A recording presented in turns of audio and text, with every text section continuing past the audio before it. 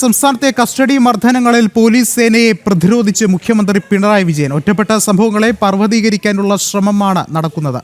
കുറ്റക്കാർക്കെതിരെ നടപടിയെടുത്തിട്ടുണ്ട്. കഴിഞ്ഞ 9 വർഷത്തിനിടെ 100-ലധികം ക്രിമിനൽ പശ്ചാത്തലമുള്ള പോലീസുകാരെ സർവീസിൽ നിന്ന് പുറത്താക്കിയിട്ടുണ്ട്. പ്രതിപക്ഷം കൊണ്ടുവന്ന അടിയന്തര പ്രമേയത്തിന് മറുപടി പറയുകയായിരുന്നു മുഖ്യമന്ത്രി.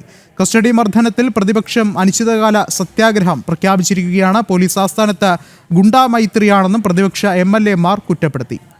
കൂടുതൽ വിവരങ്ങളുമായി പ്രജിത്ത് മോഹനൻ ചേർന്നുണ്ട്. പ്രജിത്ത, നമുക്കറിയാം കഴിഞ്ഞ കുറച്ച് ദിവസങ്ങളിലായി നമ്മൾ കണ്ടതാണ് നിരവധി ദൃശ്യങ്ങൾ. പോലീസുകാരുടെ ക്രൂരമർദ്ദനത്തിൻ്റെ ദൃശ്യങ്ങൾ തന്നെയാണ് പുറത്തു വന്നത്. എന്നിട്ടും മുഖ്യമന്ത്രി ഇപ്പോഴും ന്യായീകരിക്കുകയാണ്. എന്താണ് ഇന്ന് സഭയിലുണ്ടായ പ്രധാനപ്പെട്ട വാക്പോര്?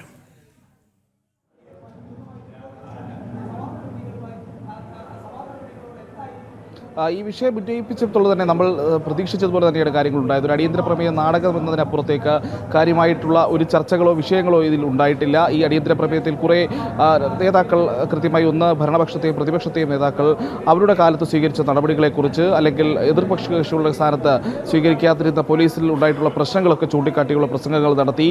മുഖ്യമന്ത്രി മുൻപ് കർണാടക സർക്കാരിൻ്റെ കാലത്ത് നടത്തിയിട്ടുള്ള പ്രസംഗം അത് ചൂണ്ടിക്കാട്ടുന്നു. പിന്നീട് അതിനുശേഷം ഉണ്ടായിട്ടുള്ള പ്രശ്നങ്ങൾ ഓരോ കാലത്തും ഓരോ സമയത്തും ഉണ്ടായിട്ടുള്ള പ്രശ്നങ്ങൾ ചൂണ്ടിക്കാട്ടി എന്നതിനപ്പുറത്തേക്ക് കാതലായ ഒരു ചർച്ച ഈ വിഷയത്തിൽ ഉണ്ടായിട്ടില്ല എന്നുള്ളതാണ് ഈ അടിയന്തര പ്രമേയ ചർച്ചയുടെ ഏറ്റവും പ്രധാനപ്പെട്ട കാര്യം എന്നുള്ളത്.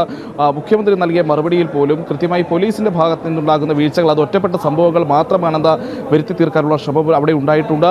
അതിനപ്പുറത്തേക്ക് പോലീസിൽ ഇപ്പോഴുണ്ടായിട്ടുള്ള പ്രശ്നങ്ങളിൽ ചില നടപടികൾ തങ്ങൾ സ്വീകരിച്ചിട്ടുണ്ട്. ഓരോ സംഭവത്തിലും എന്തൊക്കെയാണ് നടപടികൾ സ്വീകരിച്ചത് എന്നുള്ളത് മുഖ്യമന്ത്രി പറഞ്ഞു. പിന്നീട് അനുയോജ്യമായ വിഷയങ്ങളിൽ അനുയോജ്യമായ രീതിയിലായിരിക്കും നടപടികൾ ഉണ്ടാകുക. അത് പിരിച്ചുവിടലാണെങ്കിൽ അങ്ങനെ തന്നെ എന്നുള്ളത് മുഖ്യമന്ത്രി പറഞ്ഞിട്ടുണ്ട്. അദ്ദേഹം അതിൽ ചില കണക്കുകൾ മുന്നോട്ട് വെച്ചിരുന്നു. ഏതാണ്ട് 9 വർഷത്തെ പിണറായി സർക്കാരിൻ്റെ കാലത്ത് 144 പോലീസുകാരെ വിവിധ സംഭവങ്ങളുമായി ബന്ധപ്പെട്ട് പിരിച്ചുവിട്ടിട്ടുണ്ട്.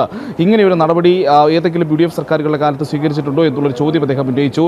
അതിൽ എല്ലാ സർക്കാരുകളും ഇത്തരത്തിലുള്ള നടപടികൾ സ്വീകരിച്ചിട്ടുണ്ടെന്നുള്ള മറുപടി പ്രതിപക്ഷത്തിൻ്റെ ഭാഗത്ത് നിന്ന് ഉണ്ടായിരുന്നു. പക്ഷേ അപ്പോഴും കുന്നംകുളം വിഷയത്തിൽ നടപടികൾ കൃത്യമായി സ്വീകരിക്കുന്നില്ല എന്ന് ആരോപിച്ചുകൊണ്ട് പ്രതിപക്ഷം സഭ ബഹിഷ്കരിക്കുന്ന കാഴ്ചയാണ് ഇന്നുണ്ടായിട്ടുള്ളത്. ആ ഉദ്യോഗസ്ഥരെ സസ്പെൻഡ് ചെയ്യുമോ ഇല്ലയോ എന്നുള്ളത് മുഖ്യമന്ത്രി വ്യക്തമാക്കണമെന്നുള്ളതായിരുന്നു പ്രതിപക്ഷത്തിൻ്റെ നിലപാട്. അതിന് മുഖ്യമന്ത്രി പറഞ്ഞ നിലപാട് എന്നുള്ളത് അതിൽ നടപടികൾ നടന്നുകൊണ്ടിരിക്കുകയാണ്. അതിൽ എന്താണോ ഈ നിലവിൽ നടന്നുകൊണ്ടിരിക്കുന്ന അച്ചടക്ക നടപടികളുടെ ഭാഗമായിട്ടുണ്ടാകുന്നത് അതിൽ നിയമമനുസരിച്ചുള്ള നടപടികൾ ഉണ്ടാകുമെന്നുള്ളതായിരുന്നു മുഖ്യമന്ത്രിയുടെ മറുപടി.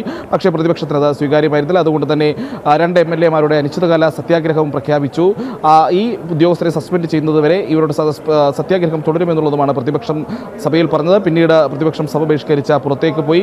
അതോടുകൂടി അടിയന്തര പ്രമേയം ഇന്നത്തെ ഈ ചർച്ചയ്ക്ക് ശേഷം അടിയന്തര പ്രമേയ നോട്ടീസ് തള്ളുന്ന സാഹചര്യവുമുണ്ട്. എന്തായാലും കാതലായ ഒരു വിഷയത്തിലേക്ക് ഈ ചർച്ചകൾ പോയിട്ടില്ല എന്നുള്ളതാണ്. കാരണം സംസ്ഥാനത്തെ പോലീസ് അതിക്രമങ്ങൾ നാൾക്ക് നാൾ വർദ്ധിച്ചു വരുന്ന ഒരു സാഹചര്യം ഉണ്ടാകുന്നു. അതിൻ്റെ CCTV ദൃശ്യങ്ങളടക്കം പലയിടങ്ങളിൽ നിന്നായി പുറത്തു വരുന്നു. പല കേസുകളിൽ ഇനിയും അത്തരത്തിലുള്ള CCTV ദൃശ്യങ്ങളും പ്രശ്നങ്ങളും പരാതികളും ഒക്കെ പുറത്തു വരുന്ന സാഹചര്യവും നിലനിൽക്കുന്നുണ്ട്. അപ്പോഴും സംസ്ഥാന പോലീസിലെ യഥാർത്ഥ പ്രശ്നങ്ങൾ പരിഹരിക്കാനുള്ള ഏതെങ്കിലും തരത്തിലുള്ള ഒരു ക്രിയാത്മകമായ ചർച്ച ഇന്നത്തെ ഈ നിയമസഭാ സമ്മേളനത്തിൻ്റെ ഭാഗമായി ഉണ്ടായ അടിയന്തര പ്രമേയ ചർച്ചയിൽ ഉണ്ടായിട്ടില്ല എന്നുള്ളതാണ് ഏറ്റവും ശ്രദ്ധേയമായിട്ടുള്ള വിഷയം. അതിൽ മുഖ്യമന്ത്രിയുടേതായിട്ടുള്ള ചില പഴയകാല പ്രസംഗങ്ങൾ, ഇപ്പോൾ ബ്രിട്ടീഷ് കാലത്തെ കാര്യങ്ങൾ മുതൽ ഓർമ്മിപ്പിച്ചുകൊണ്ട് പിന്നീട് സ്വാതന്ത്ര്യത്തിന് ശേഷം ഉണ്ടായിട്ടുള്ള വിഷയങ്ങളൊക്കെ ഓർമ്മിപ്പിച്ചുകൊണ്ട് UDF കാലത്താണ് പോലീസ് മർദ്ദനങ്ങൾ ഉണ്ടായിട്ടുള്ളത്, തങ്ങളാണ് ഏറ്റവും കൂടുതൽ പോലീസ് മർദ്ദനങ്ങൾ നേരിട്ടത് എന്നൊക്കെ സ്ഥാപിക്കാനുള്ള ചില രാഷ്ട്രീയ പരാമർശങ്ങൾക്കപ്പുറത്തേക്ക് കാര്യക്ഷമമായിട്ടുള്ള ഒരു നിർദ്ദേശമോ നയമോ അല്ലെങ്കിൽ ഏതെങ്കിലും രീതിയിലുള്ള ഒരു ചർച്ചകളിലേക്കോ ഈ വിഷയം പോയിട്ടില്ല എന്നുള്ളതും ഈ അടിയന്തര പ്രമേയ ചർച്ചയുടെ അടിസ്ഥാന രാഹിത്യം അല്ലെങ്കിൽ അതിലൊരു കാര്യക്ഷമമായിട്ടുള്ള അല്ലെങ്കിൽ ഒരു ഗുണകരമായിട്ടുള്ള ഒരു ചർച്ചയല്ല ഉണ്ടായത് എന്നുള്ളത് കൂടി വ്യക്തമാക്കുകയാണ്.